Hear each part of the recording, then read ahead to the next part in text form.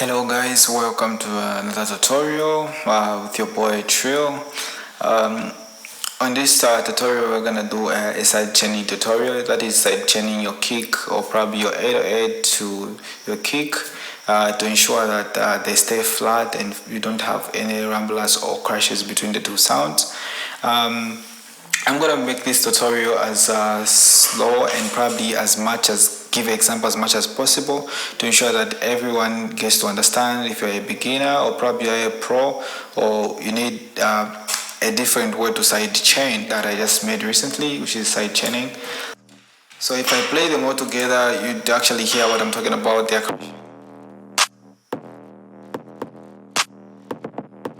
can't hear one sound.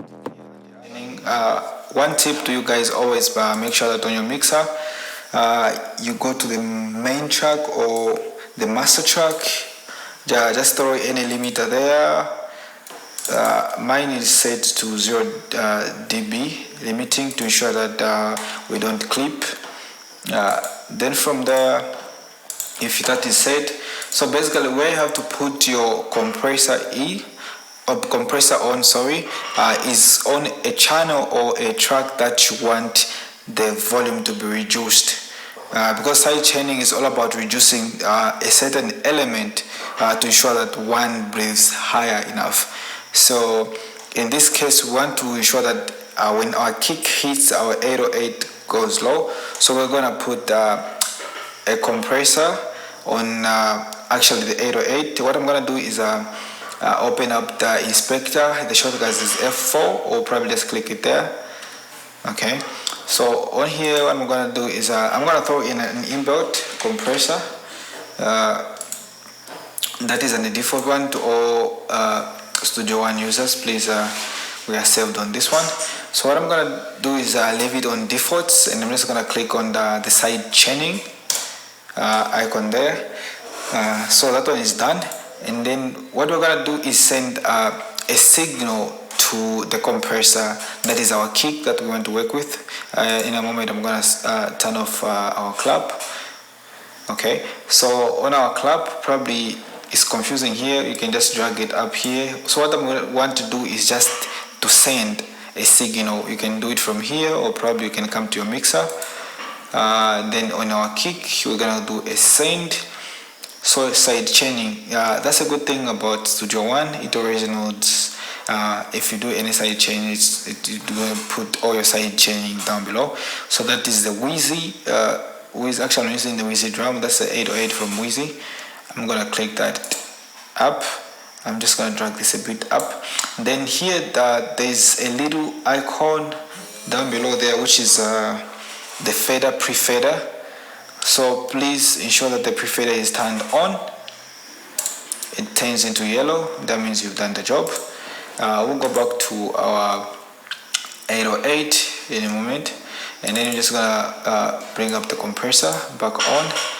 What I'm gonna do is make a few changes here. The attack, I'm gonna give a basic explanation, so it might be off a professional league, so please bear with me. So an attack is more like how quick you want this compressor to react when the kick hits. So in an example I would give is your hand is the 808, or probably your hand is the 808, and then that kick is a cup on your table. So it's like a cup wants to fall down. Probably you have to put it on an edge. The cup is about to fall. So the attack is how quick you want to react to grab your cup from falling. So let's say if I turn it all the way to 0, it's like immediately I notice like this cup wants to fall before it actually starts to fall. What am I saying? Anyway, I get to grab it before it makes a drop. So if I'll probably put it all the way to here, it's more like it is lost a grip from the table. It's even falling, probably catch it in the air. This is what an attack is in simple terms. So I'm going to put my attack all the way to 0, and I'm going to do is pull my release to about let's say I want to put it to 4. Let me say go 35. The release is how long you want it to to release this compression to be back up. So I'm getting my release from my kick. My kick is taking 3 seconds to hit. So the 3 seconds I multiply it by 10, it's gonna give me those milliseconds. Actually it's supposed to be 30 seconds. That is multiplied by 10, it's supposed to give you 30, but I'm just put the 35 just to give it enough room. What I'm gonna do is bring my ratio all the way up so that I can give you a better demonstration, and my thresholds all the way down so that we hear what this compression is doing. So I'll go ahead and play it. I'm sure you can get it like before actually these sounds begin to start up. The first thing is hitting is the kick. After the kick goes away, and then my 808 comes up.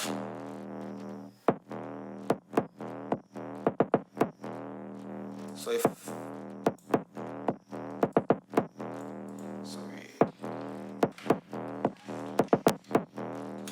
So what I'm gonna do is pull up my threshold. What I'm trying to do is the 808 and the kick to kind of sound like the same, or like it's one sound that is playing.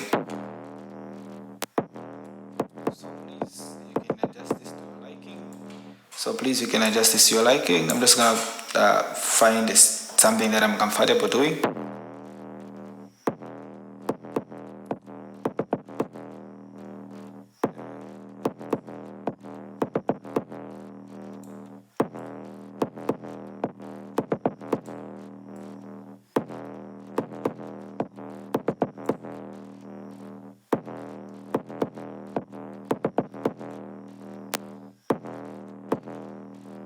I've realized that the kind of my 808 is coming a bit late, so I'm going to reduce on this one.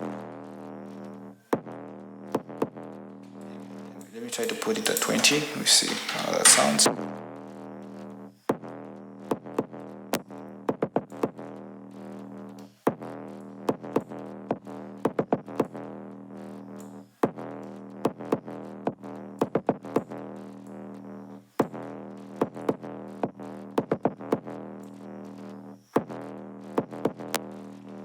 I'm satisfied with that, so we turn down solo and close up the inspector.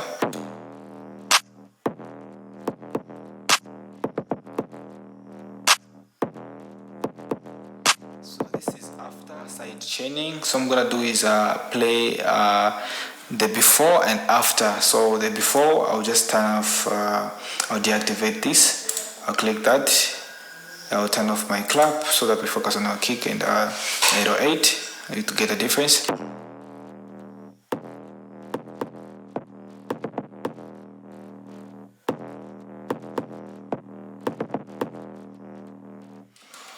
And here is our after.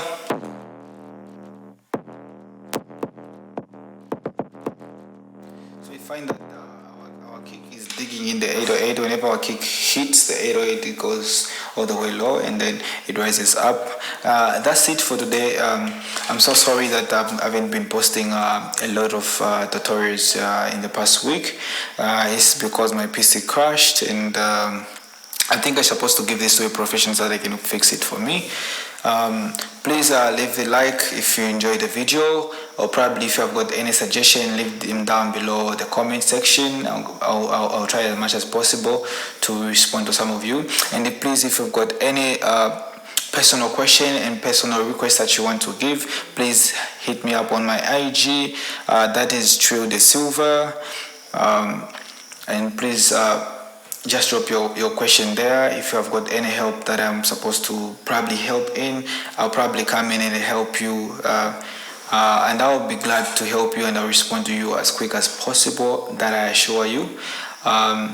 Please, I appreciate you, to those guys who've watched it all the way to the end. I appreciate you for your time that you've spent. I'll see you in the next tutorial. Peace.